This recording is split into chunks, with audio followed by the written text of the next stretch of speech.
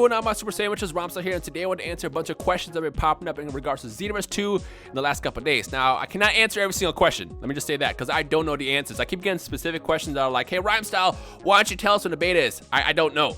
I was a Bandai, I brought it up 1,000 times, they themselves don't even know yet. So, as far as specific questions, I can't answer those, but based on playing the game, and then if you have any questions in regards to how stuff functions and the more specific things like that, I can answer that. So with that said, if you have any question that I don't answer in this video, feel free to drop it down below, and then in a couple of days or so, I might do another video just like this, addressing the newer questions. So with that said, let's go ahead and jump into my Twitter, which is where these questions come from, and see what we got. The first question comes from Nightmare6620, and he wants to know when we'll be able to transfer our Xenoverse 1 characters, and what do we keep?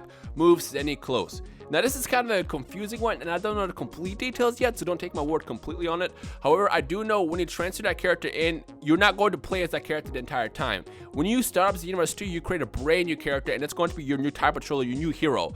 As far as what you transfer in, if you transfer in, let's say I transfer in Celza from Xenoverse 1. If I transfer in Celza, there's going to be two things that's going to happen. Well, three things, really. The first thing is Celza will appear as a statue in Catan City.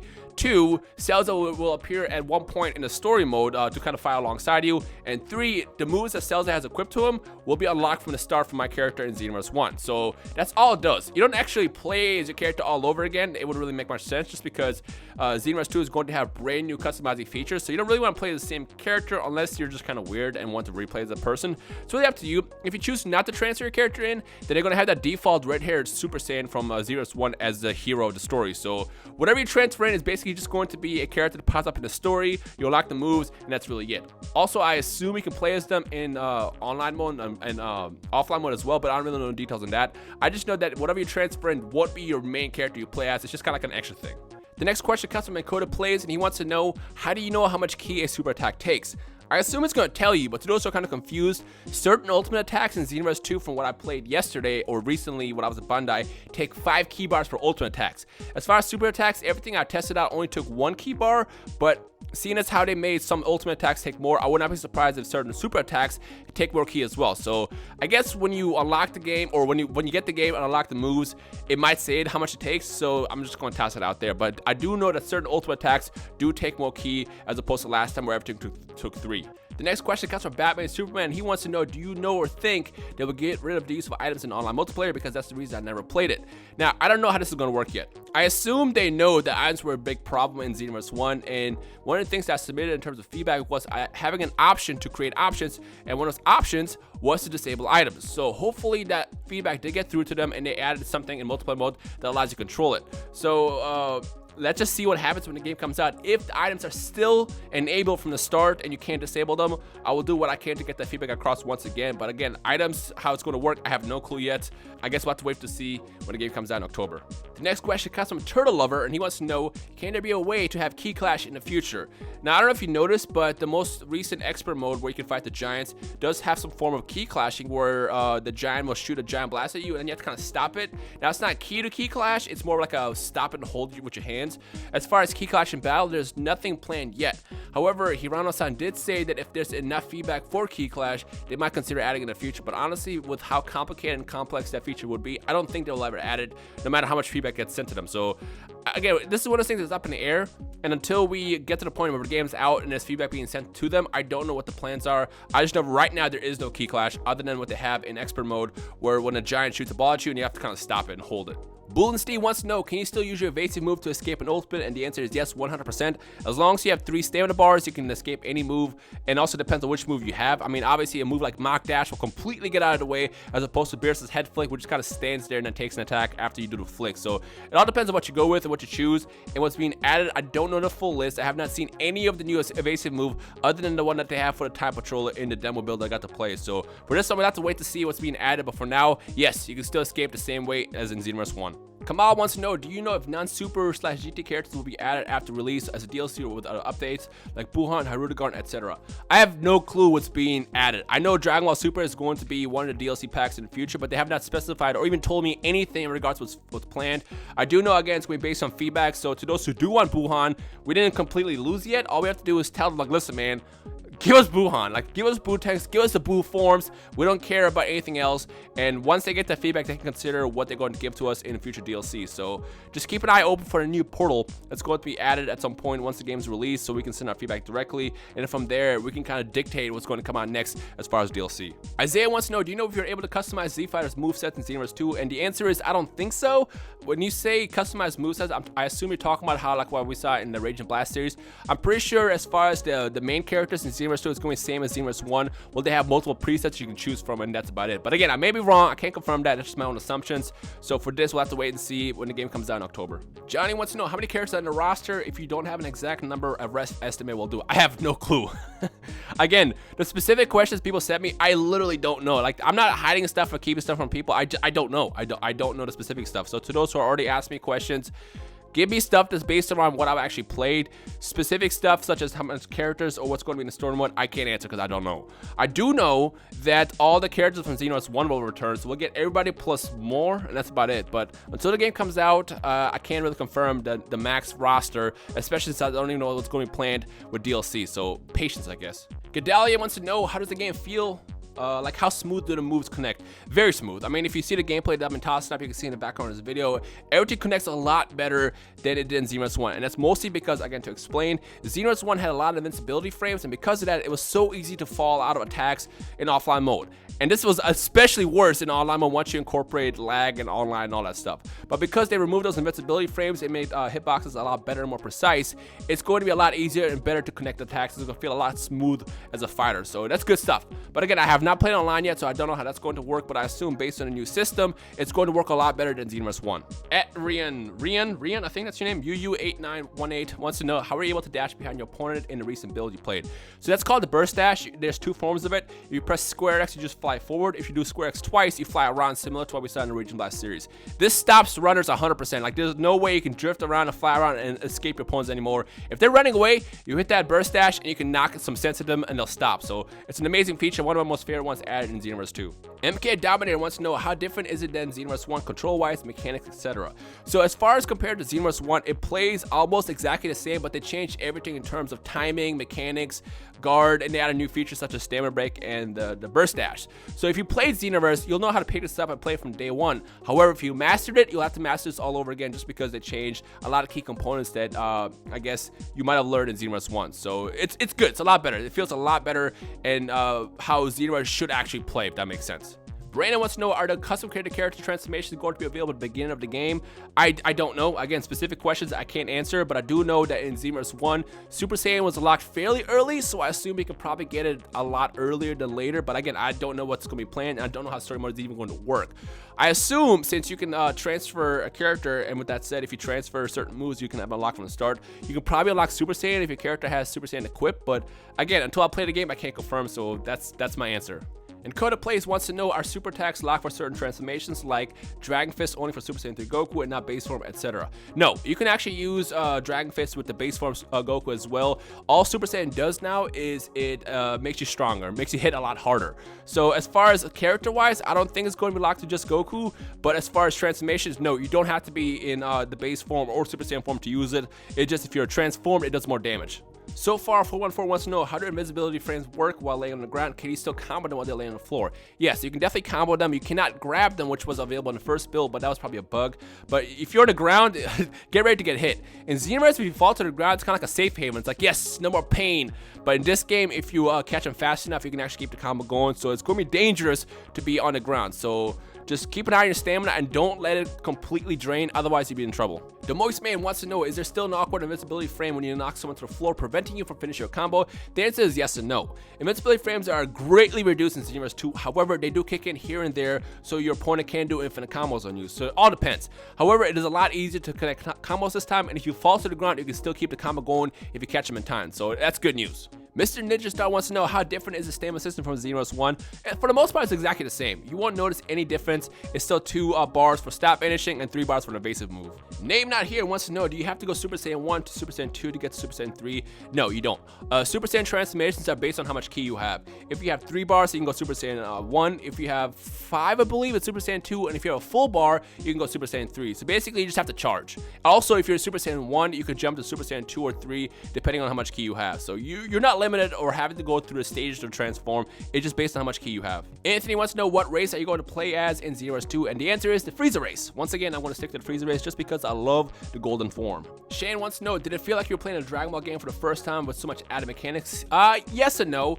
Yeah, like I said, if you played Xenoverse 1, you know how to play Xenoverse 2. However, with how they changed everything, it did feel like a new game in a way, and I have to master it all over again. So, yes and no. Derek wants to know, can you grab off the ground? And the answer is no, question mark. And the reason why I say question mark is because in the first build that I got to play in early July, it did work that way. However, in the build that I played this past week, you could not pick someone up while they're on the ground. And that's actually a good thing, just because I feel like you can do an infinite loop combo that way, and it's better to don't introduce it in the final version of the game.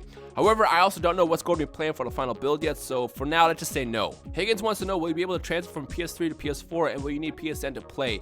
I heard you can transfer from PS3 to PS4 and from 360 to Xbox One, and as well from PC to PC. However, you can't do cross-platform, so you can't go from 360 to PS4 and vice versa. And as far as needing PS Plus, I assume so, because most games require it. But as of right now, they have not announced anything. But for now, I'll just assume that they'll do what everybody else does, in which case the answer is yes, I think. I don't know. If anything changes, I'll let you guys know. Crazy Taxi wants to know, do you have any information on if the online experience will be better than 1? Again, I don't know, because I have not played online yet. However, I do know with the lack of invincibility frames and with how the hitboxes are more precise in Xenoverse 2, it's going to be a lot better. But again, until I actually play myself, I can't really answer this question. But again, the hitboxes and invincibility frames lacking is a good thing, so I assume it'll be a lot better. Devin wants to know, now that we know Black can go Super Saiyan Rose, will this form be in Xenoverse 2?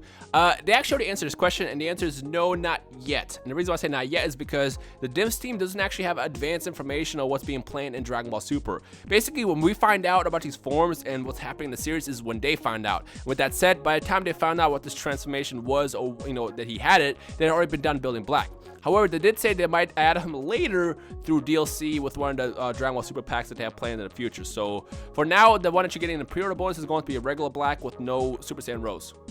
My son T-Dub wants to know, how much do you think the competitive scene will be improved from Xenoverse 1 to 2? I think greatly, because after playing it, I've noticed how they've, I guess, been studying what other games have done. Now, this is not going to go all out fully competitive like, Street Fighter, for example, but it is a step in the right direction, and I feel like if they do it right, if they sponsor some tournaments, it could be a lot more competitive. And from playing myself, there's a lot of features that they added that can help you become better. Stuff like the stamina break, which is going to add a bunch of ways to incorporate combos. On top of that, you have the burst dash that'll stop runners and will make you more offensive as opposed to being defensive. So the answer is, it's going to improve a lot, but I don't know how much. Jose wants to know, do characters like Super Saiyan 4 Vegeta that were in the first game have the same moveset, or did they remake them from scratch? Now, I know they did not remake them from scratch. Every character that had the moves that they already have in terms of combos will come back, I assume.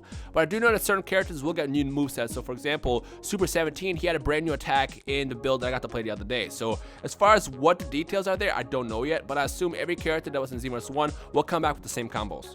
The Ultimate Super Saiyan wants to know, when you are Super Saiyan, could you gain ki without charging like in your normal state or not? Yes, you can, as long as you punch your opponent.